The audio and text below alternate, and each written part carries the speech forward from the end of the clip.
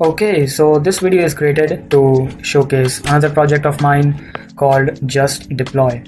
Now, JustDeploy is an implementation of Vercel, or more accurately, a small part of Vercel which takes care of deploying the project, deploying people's front-end project.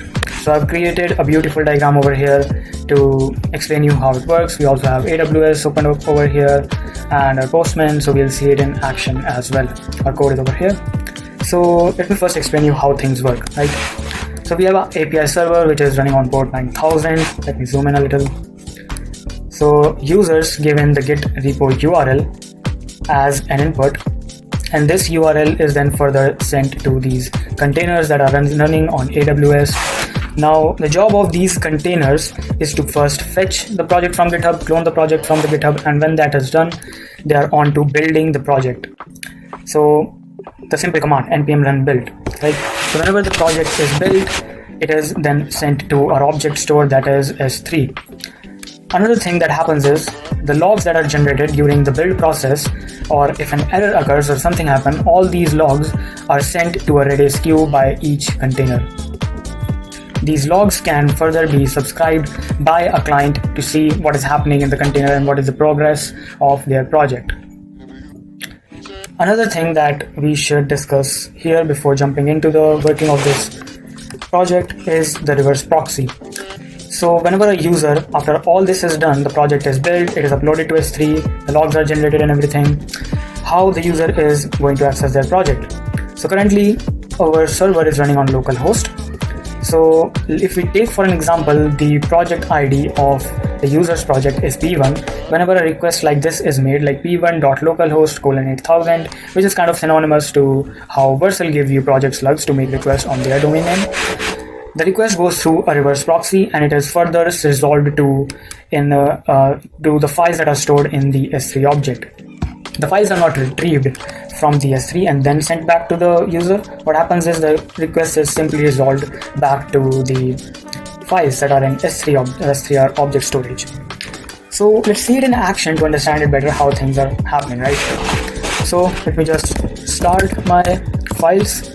Okay, so my API server is running. Also, my Redis server should be running over here. And let's start our reverse proxy as well.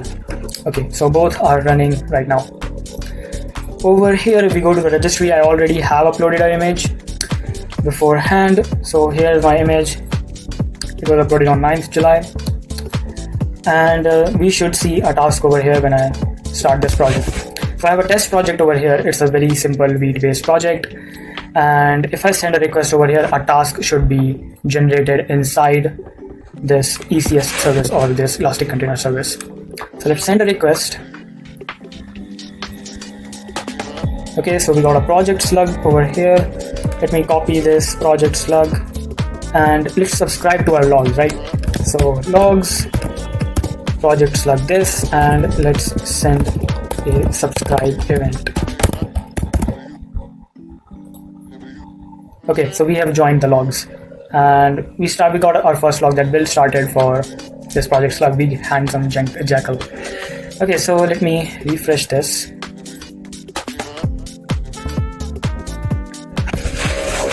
There should be a task over here. Yep, there is a task over here, and of course there would be logs over here as well. If you see over here, logs are generated. You see? Let's try it again. Let's see the logs in real time again because I switched the tabs. So let's send another request. We should get another project slug. And let me copy this.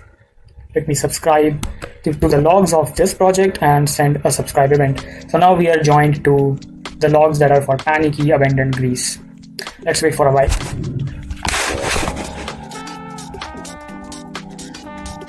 Okay, so we got our first log that build is started for this project. And further logs are over here. Things are uploaded. Awesome.